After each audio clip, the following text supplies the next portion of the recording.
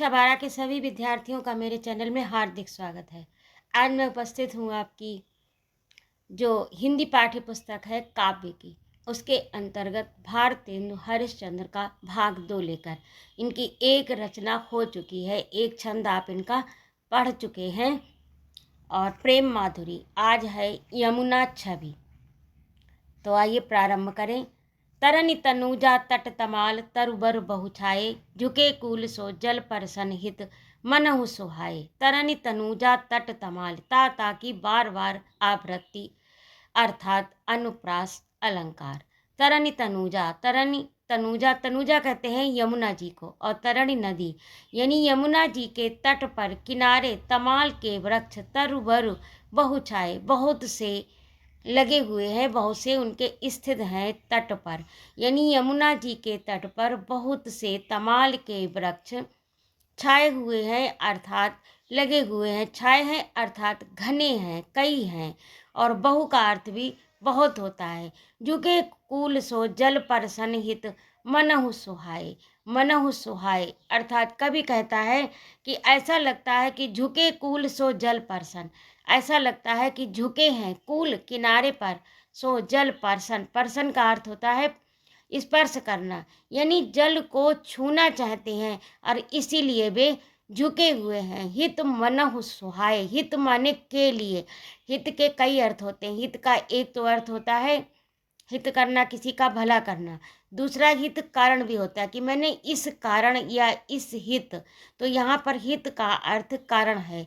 झुके cool so जल person, ऐसा लगता है कि वे किनारे पर झुके हुए हैं और इस तरह से झुके हैं कि वे यमुना जी का जल स्पर्श करना चाहते हैं। हित मनहु सुहाए, जल परसन हित अर्थात जल का स्पर्श करने के लिए वे झुके हुए हैं। मनहु सुहाए, मानो यानी ऐसा लगता है, सुहाए सुंदर लगते हैं वे झुके हुए तरुवर यमुना जी के तट पर। किन्हौ मुकुर में लखत उझ की सब निज निज शोभा। किन्हौ ऐसा लगता है कि किन्हौ या तो फिर मुकुर, मुकुर कहते हैं शीशा को, दर्पण को। किन्हौ मुकुर में लखत, क्योंकि पानी में प्रतिबिंब दिखाई देता है, तो ऐसा लगता है कवि कल्पना कर रहा है कि किन्हौ मुकुर में लखत, या फिर वे दर्पण देख रहे हैं जल में। किन्हौ मुकुर में लखत, लखत माने देखना। ये ब्रज भाषा का छंद है, तो इसलिए लोक बोली के शब्द इसमें समाहित हैं। ब्रज भाषा में भारतेंदु हरिश्चंद्र ने इस छंद को लिखा है।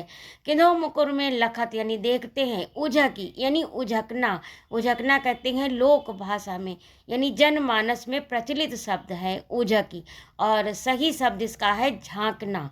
यानी किन्हौ या तो फिर वो दर्पण लखत उझकी झांक रहे हैं उस जल में अपना सब निज निज शोभा, अपनी सुंदरता देखने के लिए वे जल में इस प्रकार झांक रहे हैं कि उन्हें अपनी सुंदरता दिखाई दे जाए। या तो वे जल को स्पर्श करना चाहते हैं, ऐसा लग रहा है कि वे जल को स्पर्श करना चाहते हैं, और कभी कभी ये कल्पना कर रहा है, कभी कभी लगता है कि वे जल में, जल रूपी मुकुर में, जल रूपी दर्पण में अपनी शोभा को देखना चाहते हैं। कै प्रणवत जल जानी परम पावन फल लोभा, और या फिर कै मने अथवा प्रणवत प्रणय करते हैं यानी झुकते हैं, जल जानी उस जल को, पवित्र परम पावन यानी परम पवित्र जल को जानकर, क्योंकि यमुना जी का जल बहुत ही पावन और पवित्र है। तो कवि कहता है कि या तो फिर वे यमुना जी के जल को परम पवित्र जानकर उसका स्पर्श करना चाहते, इसलिए स्पर्श करना चाहते। पावन फल लोभा यानी पूर्ण फल के लोभ के कारण वे उस जल को स्पर्श, परम पुनीत परम पावन परम पवित्र जल को वे स्पर्श करना चाहते हैं, इस लोभ से कि उन्हें पूर्ण फल की प्राप्ति हो जाए। फल लोभ है, उन्हें फल का लोभ है, क्योंकि ये जल यमुना जी का परम पवित्र है। मनु आतप बारन तीर को सिमिट छावे सभय छाए रहत। मनु आतप यानी मन, आतप माने गर्मी, बारन माने निवारण, यानी गर्मी का निवारण करने के लिए जो तपस है, जो अग्नि है, यानी आतप है। आतप गर्मी को भी कहते हैं, तपन को भी कहते हैं। बारन तीर को, तीर यानी किनारा सिमिट सभय छाए रहत। ऐसा लगता है कि गर्मी का निवारण करने के लिए यानी आतप को दूर करने के लिए, जलन को दूर करने के लिए वे तीर को सिमिट सब छाए रहत। वे सब सिमिट कर यमुना जी के किनारे पर छाए हुए हैं, अपना आतप दूर करने के लिए, अपनी जलन दूर करने के लिए, अपनी गर्मी दूर करने के लिए। कह हरि सेवा हित नय रहे। नय माने नवना, नय का अर्थ यहाँ पर नमन करना अर्थात झुकना, या तो फिर वे हरि की सेवा के लिए, क्योंकि यमुना जी जो है वो क्या हरि सेवा हित नय रहे, या तो फिर वे यमुना जो है वो कृष्ण की पटरानी है। तो कवि कल्पना करता है या तो फिर वे हरि की सेवा के लिए, भगवान कृष्ण की सेवा के लिए, हित माने के लिए, नय रहे झुक रहे हैं, निरख नयन मन सुख लहत, और उसको देख कर अपनी उस जल में अपनी शोभा को देख कर अत्यंत प्रसन्न होते हैं यानी सुख पाते हैं। और कह हरि सेवा, हाँ, तीन पै जई छिन चंद ज्योति राका निस्यावत। और उस पर क्या होता है, अगला वर्णन है कि तीन पै जही छिन, और उस पर भी जिस क्षण, जही माने जिस, छिन माने क्षण, चंद्र ज्योति यानी चंद्रमा की ज्योति अर्थात ज्योत्सना चांदनी, राका निस्यावत, जब चांदनी रात आती है उस पर भी जब चंद्रमा की ज्योत्सना पड़ती है अर्थात चंद्र रात्रि आती है, इतना चांदनी रात आती है, जल में मिलके नव अवनी लौतान तनावत, तब ऐसा लगता है कि वे जल के साथ मिलकर नव अवनी यानी अवनी पृथ्वी और नव आकाश यानी जल के साथ मिलकर वे पृथ्वी से लेकर अंबर तक लौतान तनावत यानी तन जाते हैं। होत मुकुर में सबय तबय उज्जवल एक शोभा। होत मुकुर में सबय तबय उज्जवल एक ओभा, तन मन मैन जुड़ात देखी हरि सुंदर सो शोभा। होत मुकुरमय, सबय सभी मुकुरमय हो जाते यानी दर्पण स्वरूप हो जाते हैं। मुकुर कहते हैं दर्पण को। सबय तबय कब, उज्जवल एक ओभा, जब उनके अंदर उनके ऊपर जब चांदनी पड़ती है तो एक प्रकार की आभा पड़ने लगती है। चांदनी की जब आभा पड़ती है तो वे और भी सुंदर हो जाते हैं। उज्जवल एक ओभा, तन मन मैन जुड़ात देखी हरि सुंदर सो शोभा। और तन मन नयन यानी नयन नेत्र जुड़ात यानी सुख पाते हैं देखकर ऐसी हरि की शोभा को वे सुख पाते हैं।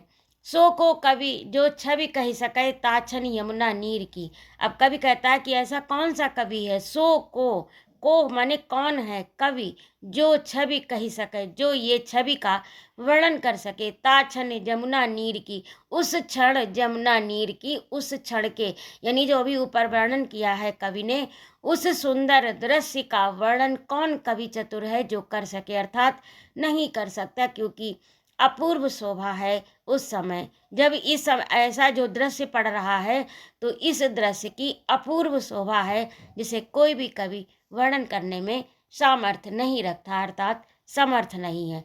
मिली अवनी और अंबर रात छवि इकसी नभ तीर की। मिली ऐसा लगता है कि आकाश और पृथ्वी दोनों मिलकर एक हो गए हैं, अच्छे भी इकसी नभ तीर की। और ये जो तीर है किनारा है यमुना जी का, इस पर सुंदर आकाश और पृथ्वी का मिलन है। छवि इकसी नभ तीर की, परस चंद्र प्रतिबिंब कहूँ जल मधि चमकायो यानी परत जल चंद्र प्रतिबिंब, जब चंद्रमा का प्रतिबिंब यमुना जी के जल में पड़ता है तो कहूँ जल मधि चमकायो, तो ऐसा लगता है कि कहीं पर ये जल जो है अत्यंत उज्जवल हो गया, अत्यंत चमक गया, अत्यंत दिव्य स्वरूप को प्राप्त हो गया। लोल लहर लही नचत कभों सोई मन भायो। और कभी कभी बीच में लोल लहर यानी सुंदर सी तरंग नाचने लगती है, कभों सोई मन भायो, जो मन को अत्यंत लुभावनी लगती है, भावनी लगती है। मनु हरि दर्शन हेत चंद्र जल बसत सुहायो।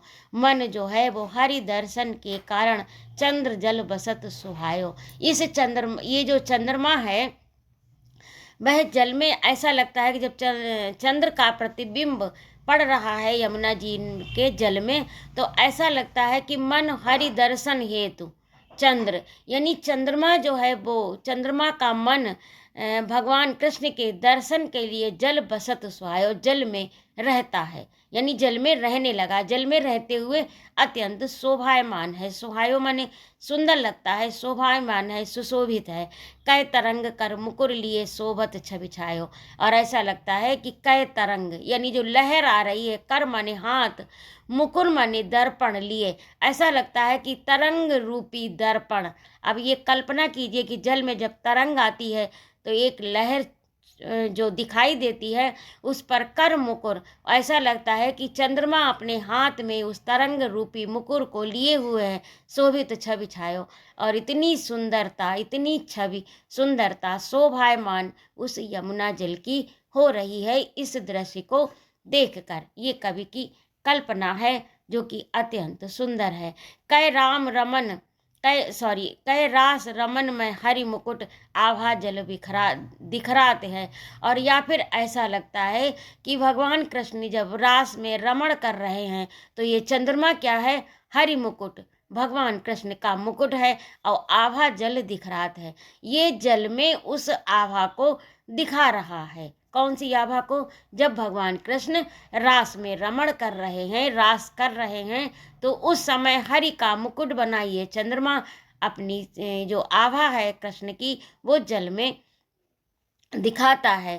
कै जल हरि मूर्ति बसति ता प्रतिबिंब लखाते हैं। और या फिर जल ही जल हरि मूर्ति बसत, या फिर जल में हरि की मूर्ति ही बसती है, ता प्रतिबिंब लखात है, और या फिर हरि जो है वो जल में उनकी मूर्ति ही शोभायमान है, उनकी मूर्ति ही बसती है, और उसी का प्रतिबिंब ये दिखाई दे रहा है चंद्रमा के रूप में। तो ये जो है यहाँ तक आपका आज हो गया यमुना छवि का।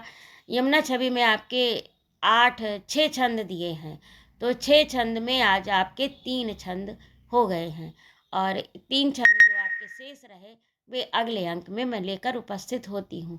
यदि आपको मेरा पढ़ाना अच्छा लगा हो तो कृपया मेरे चैनल को सब्सक्राइब अवश्य करें, लाइक और कमेंट करें तथा अपने मित्रों में शेयर भी करें। और ये ध्यान रखें, आप सब्सक्राइब भले ही ना करें लेकिन एक कमेंट जरूर लिखें, और मेरी प्रस्तुति आपको कैसी लगती है, आप क्या पढ़ना चाहते हैं, तो ये अवश्य लिखें। कुछ भी लिखें लेकिन लिखें जरूर, कमेंट बॉक्स में कुछ ना कुछ अवश्य लिखें। तो आज के लिए इतना ही। जय माँ भारती।